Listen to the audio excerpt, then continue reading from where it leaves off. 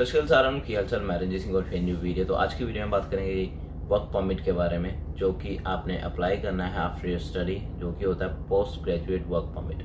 तो वो अप्लाई कैसे करना है वो स्टेप बाय स्टेप मैं इस वीडियो में आपको बताऊंगा। आपको जीसी की से लेके आपको जो एंड जो फॉर्म होता है वहां तक का जो भी प्रोसीजर होगा, जो जो चीज़ें आपने फिल करनी है एज अ स्टूडेंट, वो मैं सारी चीज़ें इस वीडियो में आपको बताऊंगा। अगर आपको कहीं पर भी जाके कोई भी डाउट होता है, कुछ होता है, तो डिस्क्रिप्शन में मेरा इंस्टाग्राम हैंडल होगा, तो यहाँ पर भी मैं लिंक कर दूंगा। तो आप मुझे जब मर्जी, अगर आपने 6 महीने बाद ये वीडियो देखी है, साल बाद वीडियो देखी है, तो जब मर्जी आप वीडियो देख रहे हो, जब मर्जी आप मुझे कांटेक्ट कर सकते हो। फॉर श्योर मैं आपकी ये जो क्वेरी होगी वो उसको आंसर करूँगा ये चीज़। सो इस वीडियो को बनाने का पर्पस यही है कि आपको मैं बता सकूँ, स्पेशली उन स्टूडेंट्स के लिए जिनका कोर्स मेरे जैसे था 1-1 साल का, क्योंकि हमें काफ़ी ज़्यादा डाउट होता है कि हमने कई चीज़ें यहाँ पे आपको मिलेंगी फॉर्म में कि आपको वहाँ पे क्या फिल करना है, बिकॉज आपका 1-1 साल के कोर्स हैं, तो वहाँ पे दोनों चीज़ों को कैसे लिखोगे, क्या चीज़ें लिखेंगे, तो वो काफ़ी ज़्यादा एक डाउट होता है। इसलिए हम वो डाउट को क्लैरिफाई करने की बजाय हम पैसे दे के वो चीज़ें क्लियर कर लेते हैं। तो मैंने इमिग्रेशन फ़ोन किया, सब जगह पता करा, तो उसके बाद जो रिजल्ट आया वो इस वीडियो में मैं आपको सारी चीज़ों के बारे में बताऊँगा। अगर तब भी आपको कोई डाउट होगा तो आप मुझे मैसेज करके या कमेंट सेक्शन में कमेंट करके मुझे पूछ सकते हैं। फॉर श्योर मैं उसका आंसर करूंगा।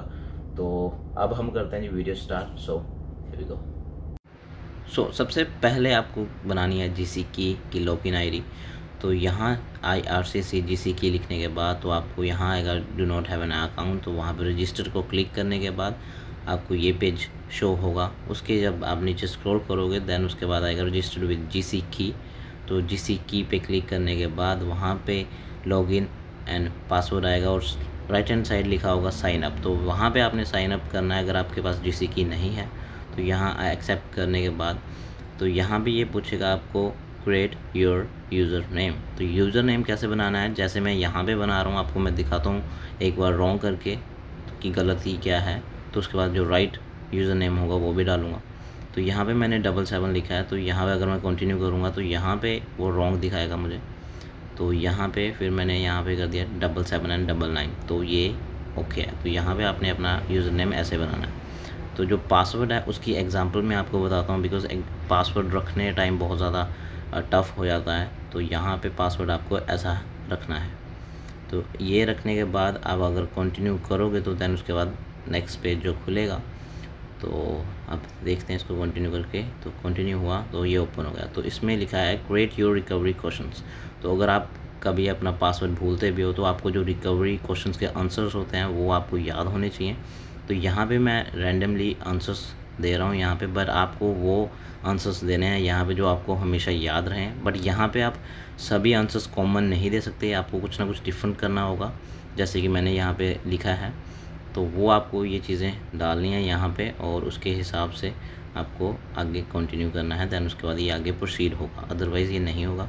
तो इसमें सभी डिफरेंट चीज़ें लिखें जो कि आपको याद रहें स्पेशली। तो ये लिखने के बाद आप कंटिन्यू करेंगे तो ये कंप्लीट हो गया साइन अप का प्रोसीजर। देन आगे टर्म एंड कंडीशन, इसको एक्सेप्ट करने के बाद आपको बोलेंगे क्रिएट एन अकाउंट।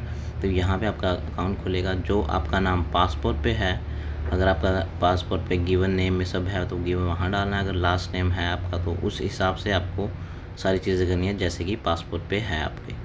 तो ये करने के बाद आपने सभी डाल देना है। इंग्लिश को क्लिक करने के बाद आप नेक्स्ट करोगे तो यहाँ पे होगा create your security questions.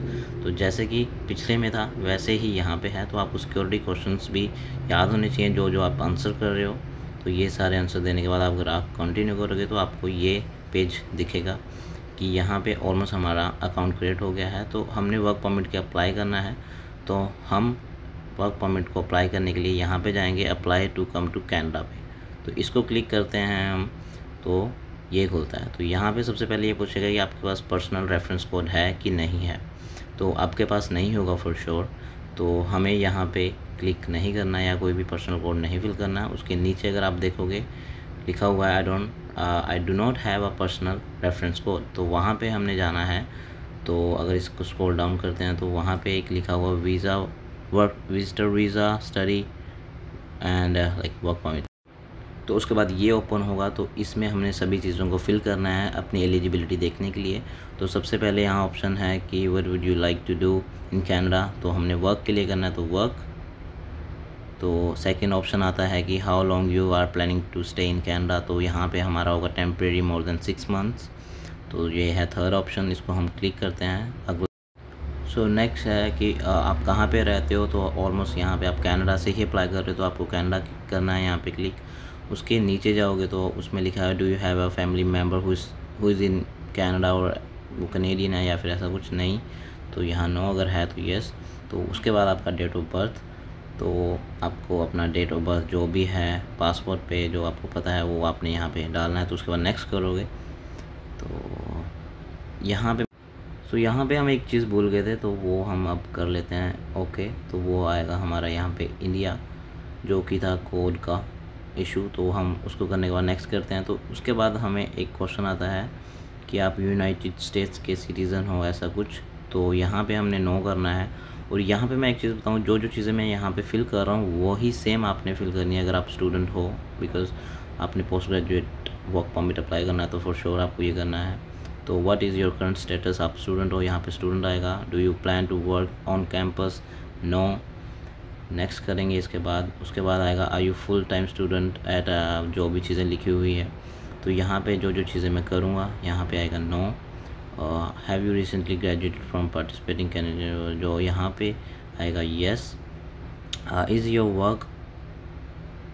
Work an essential part of, no. तो इसको करने के बाद हम करेंगे नेक्स्ट।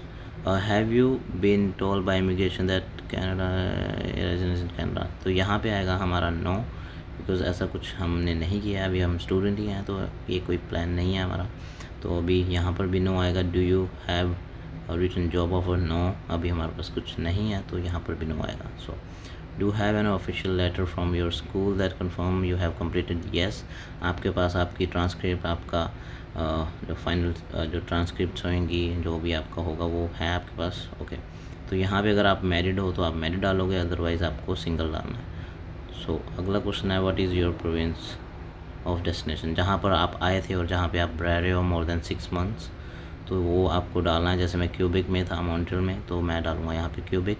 तो नेक्स्ट करेंगे इसके बाद, तो यहाँ पे आपका रिज़ल्ट आता है आपने टेम्प्रेरी रेजिडेंट वीज़ा अप्लाई करना है या फिर पोस्ट ग्रेजुएट वर्क परमिट इन कैनेडा।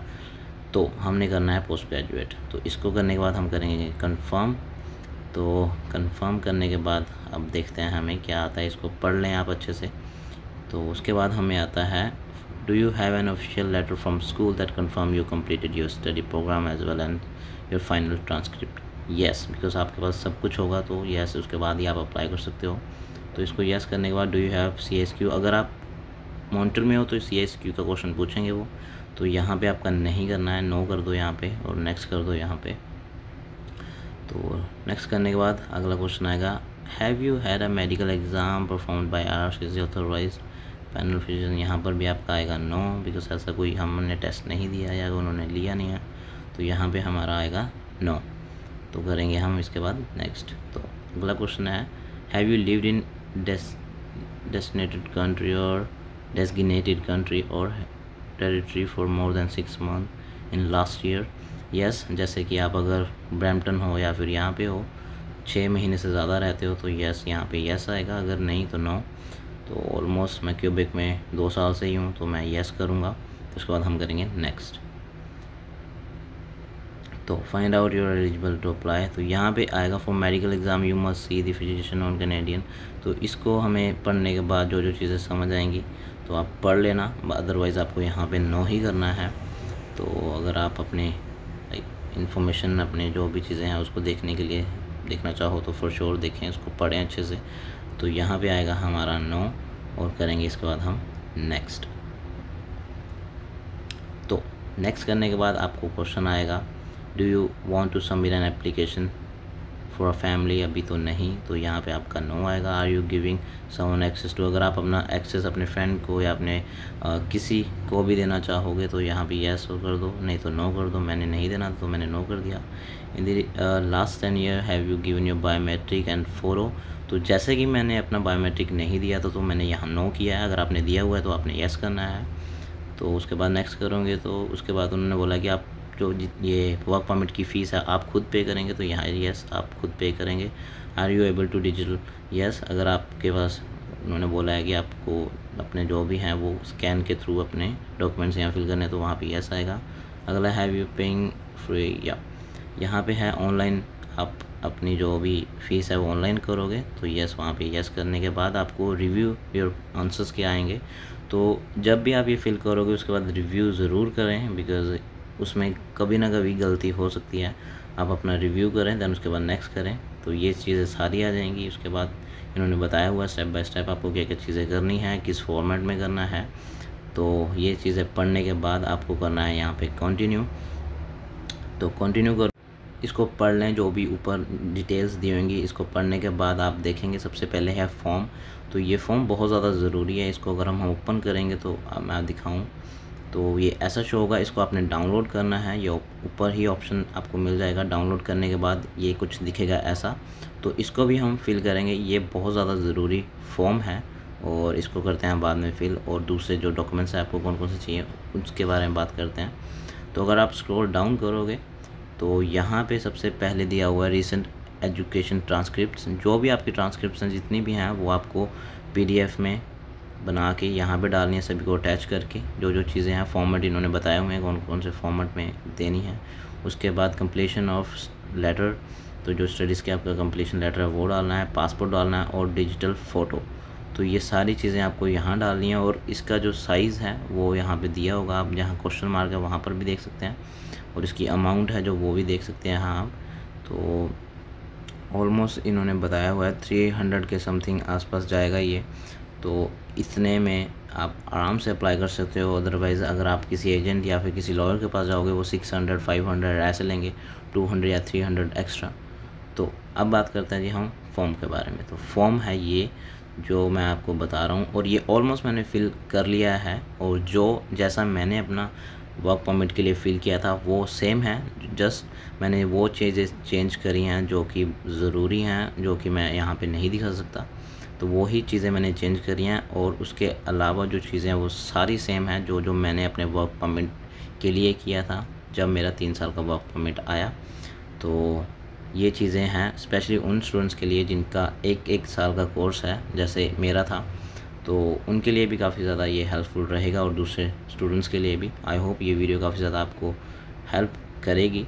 तो अब हम अब करते हैं जी फॉर्म को फिल करना। So here we go. तो सबसे पहले आपको अपना UCI नंबर डालना है जो आपके स्टडी परमिट या वर्क परमिट पे होगा।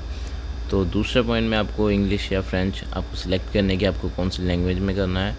तो थर्ड पॉइंट पे आपका आएगा apply for a work permit, उसको क्लिक करके आपने जाना है पर्सनल डिटेल्स में जहाँ पे आपने अपना नाम फिल करना है और जो पासपोर्ट पे है वैसा ही। तो सेकंड पॉइंट में आपसे पूछ रहे हैं कि आपका कोई निकनेम है तो येस, अदरवाइज़ नो। तो उसके बाद जो भी आपकी इन्फॉर्मेशन है, आप मेल फीमेल, आपका डेट ऑफ बर्थ, आपका प्लेस ऑफ बर्थ कहाँ पे है, कंट्री कौन सी है, तो ये सारी चीज़ें फिल करने के बाद सिटीज़नशिप आपकी इंडिया की ही होगी अगर आप इंडिया से हो तो। 7 पॉइंट में है कि अभी कहाँ रह रहे हो आप, कनाडा में, स्टेटस क्या है स्टूडेंट, और कब आप यहाँ पे एंटर हुए थे तो वो डेट यहाँ पे डालनी है फॉर्म में। और जब आपकी स्टडी फिनिश होगी, मतलब ऑलमोस्ट आपको जब आपकी स्टडी स्टार्ट हुई है और जब फिनिश हुई है तो वो डालना है यहाँ पे। तो 8th नंबर है इस, यहाँ पे आपको कुछ नहीं फिल करना है। 9th में आपको यहाँ बताना है सिंगल हो या मैरिड हो। अगर मैरिड हो गए तो आपको यहाँ पे डिटेल्स फिल करनी होगी ये वाली। अदरवाइज़ अगर आप सिंगल हो तो आपको यहाँ पे सिंगल करोगे तो कोई भी डिटेल नहीं भरनी। तो उसके बाद आपको कोई भी चीज़ नहीं भरनी है इस पेज पे। तो आगे जाएंगे जब तो वहाँ पे आएगा पर्सनल डिटेल्स के लिए। अभी फिर हमें 10th पॉइंट में पूछा गया है तो have you previously been married, और कोई भी लो जो रिलेशनशिप ऐसा रहा है तो अगर यस करोगे तो वही फिल करना पड़ेगा, अगर नो करोगे तो नो। तो वो चीज़ फिर लैंग्वेज आ जाती है आपकी, फ़र्स्ट लैंग्वेज कौन सी है, हिंदी, मराठी, पंजाबी। सो आपको वो फिल करनी है यहाँ पे।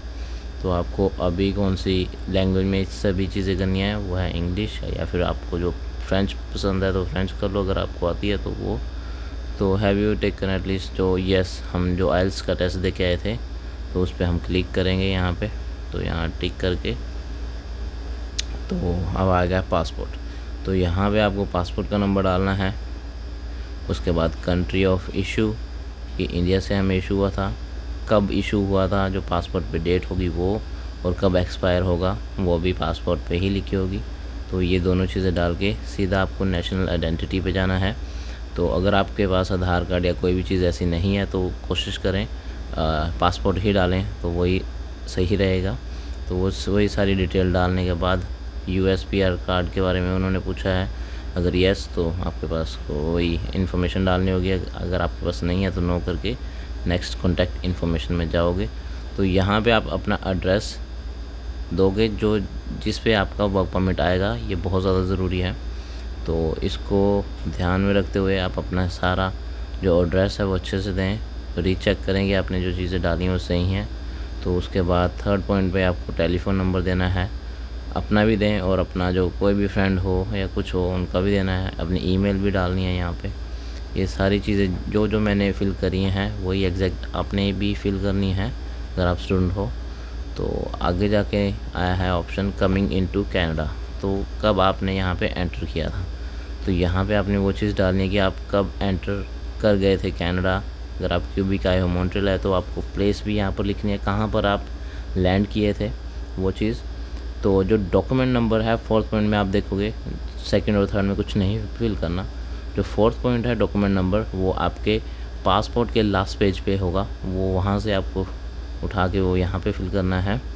तो यहाँ पे details of intent work in Canada, what type of work permit are you applying for, यहाँ पे पोस्ट ग्रेजुएशन वर्क परमिट आपको क्लिक करना है फर्स्ट पॉइंट पे। सेकंड पे कुछ नहीं करना, थर्ड पे भी नहीं कुछ करना, नीचे आप जाओगे इस पेज पे आपको कुछ नहीं फिल करना। एट्थ पॉइंट को आपको क्लिक करना है क्योंकि यहाँ पे have you been issued a nominate, no, यहाँ पे हमें कोई ऐसा चीज़ नहीं इशू हुआ तो हम यहाँ नो करेंगे। एजुकेशन, तो यहाँ पे यस, आपने इसके एजुकेशन करी है तो यहाँ पे यस करने के बाद वही जब आपकी स्टडी स्टार्ट हुई, कब फिनिश हुई। तो यहाँ पे ये चीज़ है कि जो 2 साल वाले स्टूडेंट हैं वो तो आराम से यहाँ पे फिल कर लेते हैं, लेकिन जिनका 1-1 साल का कोर्स है, जैसे मेरा 1-1 साल का सेम कॉलेज में कोर्स था, तो मैंने डिप्लोमा AEC करके यहाँ पे सीधा 2 ईयर शो कर दिया है। तो ये चीज़ अगर आप ऐसा नहीं करना चाहते तो वो इसमें आप अपना नॉर्मल कोर्सेज़ के नेम लिखने के बाद कॉलेजेस के नेम लिख सकते हो, लेकिन शॉर्ट फॉर्म में, तो ऐसा भी कर सकते हो आप। तो वो चीज़ है, इसमें कोई इशू नहीं होगा। जैसे मैंने किया है डिप्लोमा AEC, तो आप ऐसे भी कर सकते हो। तो इसके बाद आएगा एम्प्लॉयमेंट में आपको ऑक्यूपेशन में स्टूडेंट करने के बाद जो भी मॉन्ट्रियल कॉलेज, जो भी आपका कॉलेज है वो डालने के बाद आपने आगे जाना है वो सारी चीज़ें सेम करके। तो जो एम्प्लॉयमेंट कंटिन्यूड में, इसमें भी बिल्कुल खाली रखना है, अपना स्टूडेंट वाला ही डालना है और कोई भी चीज़ नहीं करनी। तो बैकग्राउंड इन्फॉर्मेशन में यहाँ पे आपको सोच समझ के टिक करने हैं। तो फर्स्ट 1 2 नो आएंगे।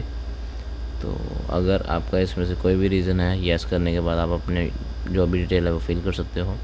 तो सेकंड पॉइंट में भी नो आएगा, जो बी होगा उसमें भी नो है।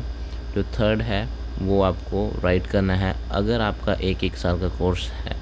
तो अगर आपके 2 साल का कोर्स है एक साथ ही, तो आपको यहाँ पर नो करना है। लेकिन यहाँ पे अगर किसी का 1-1 साल का कोर्स है तो आपको यहाँ पे यस करना है। बिकॉज़ उसके लिए क्यों करना है, क्योंकि आपने अपना जो स्टडी परमिट या फिर CAQ या कुछ भी था वो आपने री अप्लाई किया है कि आप कनाडा में रह सको। तो सी जो क्वेश्चन है वो यही है, have you previously applied to enter or remain in Canada, मतलब हमने कोई डॉक्यूमेंट्स अपने अप्लाई किए थे दोबारा कि हम कनाडा में रहें, तो यस हमने करा था, तो इसलिए हमें यहाँ पे यस करना है। तो यहाँ पर भी मैं आपको लिख के बता रहा हूँ कि अगर आपने सेकंड कोर्स लिया है तो उसका मतलब आप कनाडा में रहना चाहते हो, इसलिए आपने वो चीज़ करी। तो यहाँ पे सी का आंसर होगा यस। वैलिडेट करने के बाद आपके पास ऐसा एक कैप्चर सा आ जाएगा, उसमें आपने इसको करने के बाद हम चलेंगे थर्ड पॉइंट पे है, इन्होंने क्रिमिनल रिकॉर्ड पूछा। अगर आपका कोई क्रिमिनल है रिकॉर्ड तो आप उनको बताओ, यस करो, अगर नहीं है तो नो करो। तो फोर्थ पॉइंट में है मिलिट्री के बारे में पूछा है कि आपने कभी मिलिट्री में सर्व किया है या ऐसा कुछ, तो यहाँ पर भी नो आएगा, अगर किया है तो यस। तो फिफ्थ पॉइंट भी ऐसा ही है कि पॉलिटिकल पार्टी में आपने कोई आप मेंबर हो या ऐसा कुछ तो नो। तो 6th में भी नो आएगा, यहाँ पर सभी में ऑलमोस्ट नो ही आएगा। उसके बाद सिग्नेचर, तो उससे पहले उन्होंने क्वेश्चन पूछा है कि IRCTC आपको कॉन्टेक्ट कर सकती है अगर उनको कोई इन्फॉर्मेशन चाहिए तो यस। अपना सिग्नेचर करने के बाद अपनी डेट डाल दो जब आप अप्लाई कर रहे हो, तो वो डालने के बाद वैलिडेट कर दो। तो इसके बाद कुछ ऐसा शो होगा और ऑलमोस्ट आपका ये फॉर्म फिल हो चुका है। बस आपने जो दूसरे डॉक्यूमेंट्स है उसको अपलोड करना है, जो भी रिक्वायरमेंट है उस हिसाब से। तो ऑलमोस्ट आपने उसके बाद पे करना है। पे करने के बाद आपका वर्क परमिट अप्लाई हो जाएगा। और मैं भी आपको अपना वर्क परमिट दिखाता हूँ जो 3 साल का आया। यही चीज़ें मैंने सेम फिल करी थी। सो आई होप ये जो इन्फॉर्मेशन है आपको काफ़ी ज़्यादा हेल्पफुल रहेगी। और अगर आपको कोई भी क्वेश्चन होगा तो मुझे DM के थ्रू या फिर मुझे कमेंट सेक्शन में पूछ सकते हैं। फॉर श्योर मैं उस चीज़ को आंसर करूँगा। तो मैं मिलता हूँ आपको नेक्स्ट वीडियो में। Till then stay healthy and stay happy. Bye bye.